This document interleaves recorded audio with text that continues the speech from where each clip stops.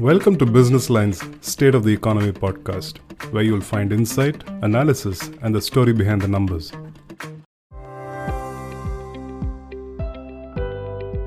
Welcome to another episode of State of Economy podcast, and the first one in the financial services space. I'm Hamsini Karthik, and today we're here to talk about a very, very interesting topic. You'd be thinking there's so much happening globally, banks falling apart, and that's what we're going to be discussing about, but not quite.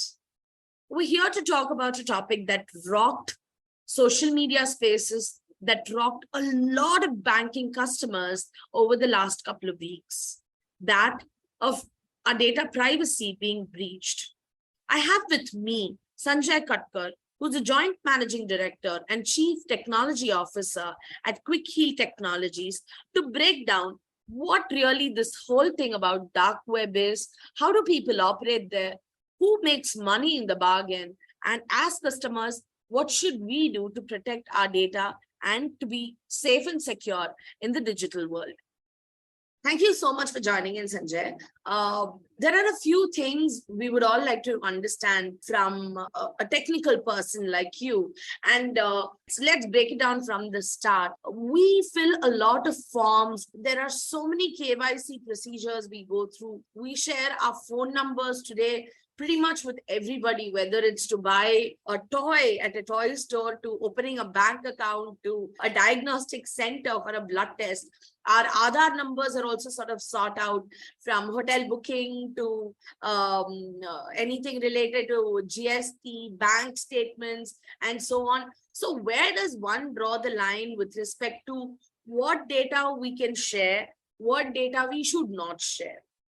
The question is interesting. The point is, I don't think right now Indian consumers really have control over the data, actually. I mean, it's very crucial, it's very critical. As you rightly pointed, we have to share our contact numbers, we have to share our Aadhaar, PAN card, and at many places. And means many times, even we don't know whether they are going to need it or not, actually. And the other point is, whoever is collecting that data really does understand the importance of protecting that data. I mean, is there a responsibility that he is taking further? That's where currently it is lacking because of lack of data privacy laws. But at the same time, as we know, world is flat. Globally, this has been taken very seriously. Data privacy laws are being implemented, and we are, like in India, we are about to do that because we have seen that data privacy laws are in discussion a lot since last couple of years. So for a consumer, I mean to say, whenever they are required to share data, they should first ask for themselves and the person who is asking for data whether that information is really needed to whatever transaction that they are doing with that person, whether it is buying a thing at the shop or whether it is asking for a bank statement or anything. If the relevant data is asked, that's okay to share. But at the same time, for example, if somebody is trying to deliver you a package from Amazon and asking for Aadhaar or PAN, it's not relevant. That is what the common sense really needs to percolate till the consumers, and then follow that. And if consumers do have rights to say no to the data. Many times when I do shopping in any of the mall or any of the shop, while billing, they first ask me my mobile number, and I just ask them, why do they need my mobile number? Is it like, what are they going to do? I just say, take my name, create the bill, give me the bill. Why do you need my phone number, or why do you need those details? So unless we question, they will not stop doing that. And you may be knowing that this data that is collected is sold or shared, and then we start getting a lot of spam calls or marketing calls. So that's where we really need to be very careful about what we are sharing with any of the authorities or any of the place, actually. Yeah. Yes. And very often, and more so lately, we get to hear words like the dark web, people having compromise on a lot of their Aadhaar numbers, phone numbers, etc. What exactly is this dark web? Who are the ones that access it, and what do they get out of, just collecting numbers or collecting some, Aadhaar number, mobile number, or PAN number? How does the data trade really work? So the dark web is, like, I'll say, it's a subset of a deep web. And means it's not indexed by a regular search engine, and it requires a specialized software or a configuration to access those websites actually, or web pages which are there on the dark web. It's just like a regular internet, but it's much deeper, and it needs a specialized software to access that. And comparatively to the data that is indexed and searched by a regular search engine, this dark web is at least 10 times bigger or more than that actually. Okay. So Who the guy is that getting here? so it's like, see, it's unregulated, it's not controlled, and there are no regulations. Then there are a lot of illegal activities that happen over there. Means it is often associated with illegal activities such as like drug trafficking, or even weapons trading, or cyber criminal activities, or something which we cannot legally do on a regular website. So users on dark web often communicate using like encrypted messaging services, or and even the deals happen with cryptocurrencies as a means of like doing payments, so that the anonymity is maintained.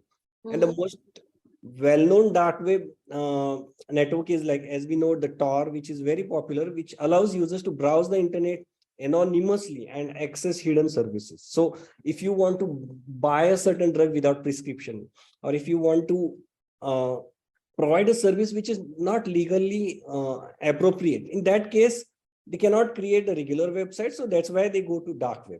And see, even it's not like dark web is only used for illegal purposes. Many times even regular authorities, or even law enforcements, intelligence agencies use dark web for regular communication, because it's quite highly encrypted, and it's like I mean to say well protected. So that makes it use, like, even whistleblowers, they do make use of the dark web actually. So that's how it is. And why the dark web is popular for data sharing is, and when you start the discussion that what happens with the data, so people are on the dark web for various reasons actually, but most of the time we see that there is a data of a certain XYZ company is available for sale and all that. So again, data selling is illegal, that's why it is available on dark web. And then this data, when the buyers are also illegal, they go and buy it actually. So that's where it is. And while there are some legitimate use, but then because of anonymity and lack of regulation, it is most attractive, I mean to say, for cyber criminal activities. Okay. And so many times I'll say, for example, hacking tools, password crackers, cracked softwares, or even services which are not common actually. All such activities happen on dark web. And at the same time, selling of data, breached data ends up on dark web, or stolen data. That, as you said, this data is like something other parties are interested into. I mean to say, see, there can be three groups, I'll say. One is like cyber criminals who are on dark web, and they go and buy data just to monetize their attacks. I mean to say, they will go, some cyber criminals who have stolen the data will go and sell it there, and some cyber criminals who are into doing fraud or extortion or identity theft related kind of cyber crime, they will buy that data, and this exchange happens on dark web. And if it's like I mean to say, a nation state kind of intelligence agencies, or cyber law enforcement, they go and just keep a watch on such data to confirm, or maybe to get information about something that they are monitoring actually, or they want to have insight into what is happening in certain sector. They will go and check the dark web. So that's their way of doing the intelligence gathering actually. And if you look at the third group of users, who is like whistleblowers or activists, who are constantly monitored by certain, I mean to say, governing agencies or private organizations. So, excuse me. So they go on dark web for communicating with the other journalists, or making sure that their information is not known, or they are not getting tracked. So all these activities happen over the dark web actually. How do people make money out of it? Is our data so precious? I mean, how is it monetized? How does it get monetized? So example, if you see, A botnet which collects your social media handles and passwords, or your banking credit card credentials, or any credentials. All these credentials are sold on dark web, where the other cyber criminals buy them, who are very expert into like making use of that and doing the fraud. If there is a credit card data available, those there are certain countries where there are no cyber laws. Those cyber criminals in those countries use that data or credit card information to start siphoning off the money. And at the same time, there is a social media handle. Then there are different kinds of frauds that happens over the social media. So for that, those users buy the social media login passwords. So, and then this is mostly used for identity theft and do the further frauds actually. Okay. Okay. But there was a certain instance that happened in Australia a couple of years back, where there was a huge data trade that happened in the financial services space, which led to monies disappearing out of bank accounts. In India, we've not had that magnitude of a fraud or a crime yet. Is it because here we're a lot more protected, or is it also because it's just beginning to happen? I mean, it's all just about moving digital, so that level of fear we don't need to have in India yet. So see, one is like there are a lot of frauds that already have started happening, and they happen in India as well. Okay. Most of it go unreported actually, and sometimes the victim do go to cybercrime activity. Does go to the cyber cell and talk about that. But nowadays the cases are going up. But as you rightly said, okay, the magnitude is not that big compared to the Western world or developed countries. But it doesn't make us believe that it's like a very well protected. Of course, there are.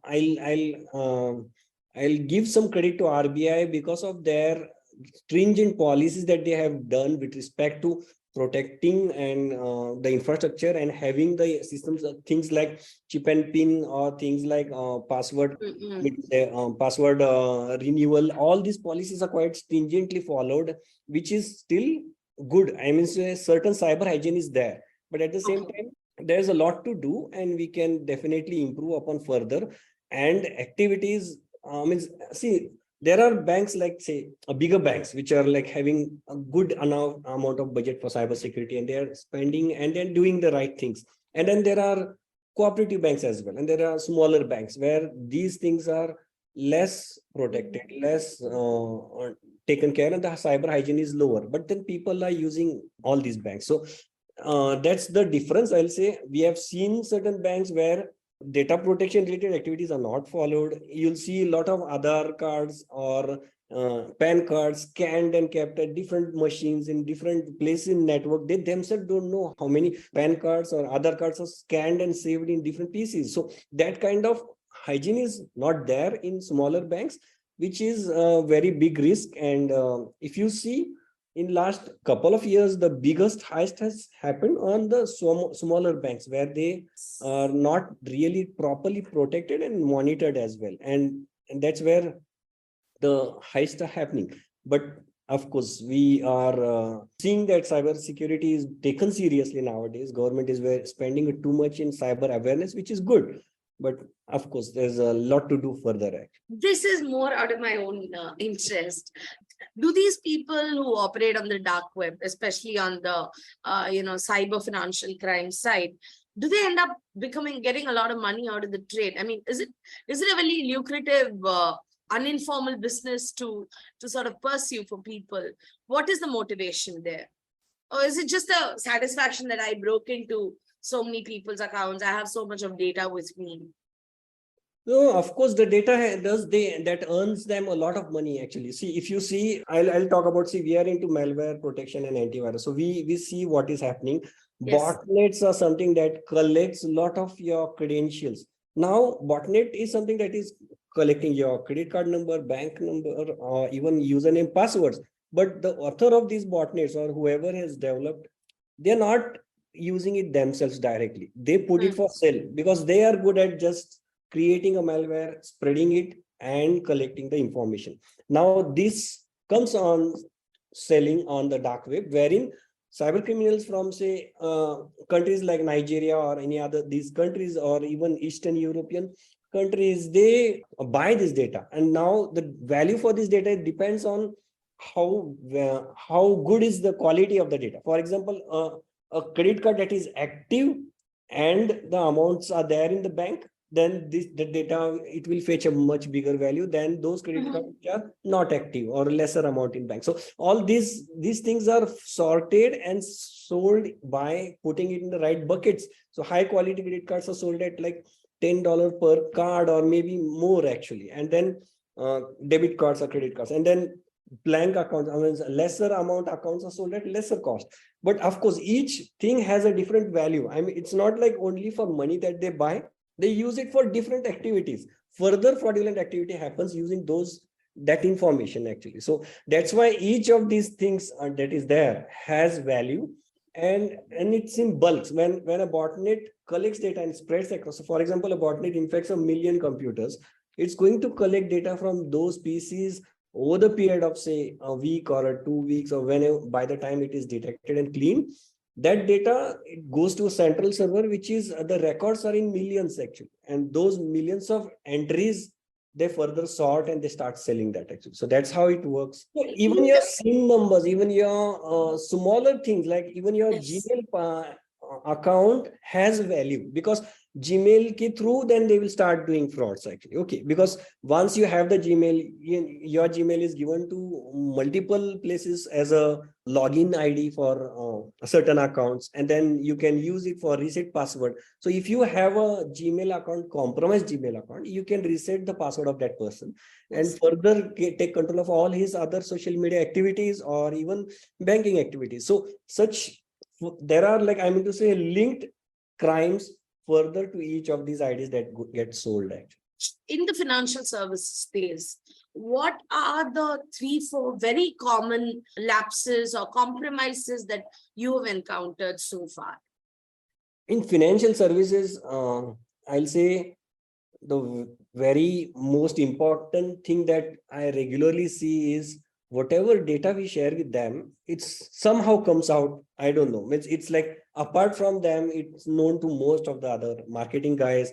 For example, if I share a data with a bank, then it goes to an insurance vendor, then it goes to other vendors actually. So automatically all these vendors start calling me, and I'm saying, who gave them right to share my data actually? It's like, okay, I am sharing a data with a bank, then they should be using it only for when it is needed, only for communicating with me and making use of that. That's all. It's like they are, in fact, they should be responsible for protecting that data, and whatever they collect, they should be taking consent from me. And whenever they are using it for certain other purpose, for example, they want to provide a wealth management services to me, now they cannot directly use it even though I am their customer. It's my right to, they need to take my consent. So all this is missing currently, and that's very crucial that I see. Okay, I'll tell protection. On the other hand, okay, whatever they are collecting, they are trying to protect it from breach. They are making sure it doesn't fall in wrong hands. All that I'm seeing that their efforts are at least being made. But internally, fully free-handedly using the data across the departments and maybe sometimes across or out of the organization as well happens, which is wrong, and that is something happening rampantly across different parts. It's happening rampantly, you're saying? Yeah. Oh, okay. In that case, as consumers, what are very important checklists that we should adhere to at every given point in time, especially with respect to data protection, privacy in the financial services world? And here, I mean, not just banks, as you mentioned, wealth management, because that has a very high access to my banking details, my banking transaction, demat account, MF portfolios, everything. How would you want to link everything and advise the person to be careful? Whenever sharing data, actually, it's very important that they should be asking questions. And because I do myself, and when right questions are asked, they don't ask for data which is not needed. That's what I have observed. So no matter what it is, see, even wealth, as we were discussing, wealth management services just comes to us and they keep asking, okay, आपका profiling करते हैं हम, let's do what, where all you have invested, what are the properties. I said, see, okay, you have wealth management services, you tell me your services, I'll select what to do. I'll not share what I have, where to do. So they wanted to profile me, but then I know that how that data can be misused. Okay, if it is for that right purpose for my benefit, I can definitely share, but if it is not, then it's like always question mark. So I'll suggest consumers that always put a question mark in your front whenever sharing data. Is it really needed? And unless it is needed, you should not be sharing. It's very, very crucial. KYC, I agree. There are government regulations that they have to collect that data. But at the same time, nowadays, government has done a lot of good things. For example, when I'm trying to share Aadhaar or PAN, there is a process where they do send OTP and take my permission. But many of banks are not using that service. Certain financial organizations are using. When they want to use my Aadhaar, they ask for my permission, OTP comes, and then I approve for that bank, and only that bank receives the. This kind of mechanism is already placed by government. They need to start using, because earlier it was like everybody was sharing Aadhaar, PAN card, bus. कुछ भी document हो, Aadhaar, PAN card का xerox लगाओ. That has to stop, and that will stop only if we start asking the questions. And we have to start asking the questions. And I mean to say, consent wala means, if you look at from the banking side, they are not taking the consent. If you see, regulation tells that if somebody wants to take the data, they should take the consent from the customer, and also the consent where you're going to use it. And apart from that consent, you should not be using that data. And if the consent is given, the customer further has the right to just say no whenever he wants, actually. And that way, the softwares or data that they are using to store the data or do whatever with that internally on the servers, on multiple databases, they should have a mechanism to revert the consent in just a click of a button. That kind of mechanism should be there, because now the laws are going to give this kind of flexibility to the customers. They can anytime say, for example, I can go to Stop and say, whatever data you have about me, I want you to wipe it. I have that right, and they should have that facility internally, and they should give it through website or whatever, that they are wiping, and they should be wiping that. So that kind of control over the data, consumers are having right to do that. And of course, the providers should have that kind of facility. So only thing that is the thing that is missing, I'll say, cyber security, hygiene, and all that. I'll tell everybody, keep telling that, okay, whenever I'm using any device, whenever I'm going to any social media, whatever I'm doing, make sure your device is protected, you have all the security settings on. Those tips everybody will give you. Only thing I'll tell you is, your data is precious, and try to protect it, because it's not only like marketing calls or the misuse of the data. There are fraudulent activities that happen through misuse of data. I have seen a friend of mine, he got a call from a bank that said that आपका loan का installment miss हो गया, and he said, I never took the loan. And he went to the bank. There was a loan on his name, a small two-wheeler loan, and he said, I never took that loan. I don't have that two-wheeler. And then finally, after investigation, it was realized that all his documents were used by somebody else to take the loan, take the bike, and the guy went off, actually, and the loan was on his name. Now, how could somebody do that is, for loan, jo bhi lagta hai, like Aadhaar card, every Xerox was there inside there. I don't know how it ended up there, but now you and me know that our apna Aadhaar card and PAN card is anywhere across. It's like shared it at so many places, whether it is property registration or it is even property tax payment. बहुत सारी जगह पे हमने share किया है, and wherever we have shared, they really don't have that sensitivity about it should be protected, because वो किधर किधर जा सकता है. So that's very risky, and if you fall in that kind of trap, it's very difficult to, I mean to say, come out of that. I mean to say. Is it okay to save passwords in the browsers or in the mobile phone? Yeah, if you are doing that with something that is provided by the OS, and the standard OS is like Android, iOS, and Windows, they do have very good mechanism to store the passwords, and we can use them.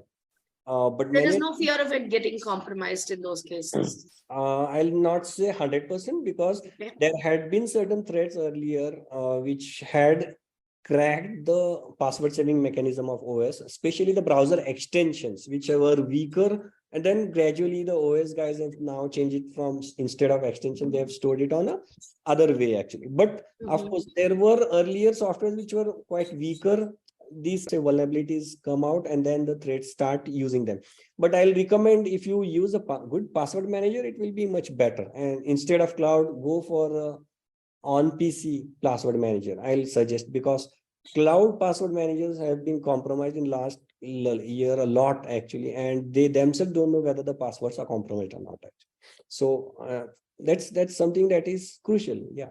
And a lot of us have this habit of using one password in different combinations, maybe with caps, without caps, ampersand or something like that in the front, and so on, because it's difficult to remember more than 10 passwords at any given point in time.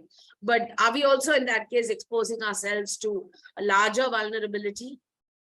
Of course, I mean to say, this weakness of using same password or slightly modified password across different platforms is very risky, just because the data breach related things that have happened in last 4 5 years.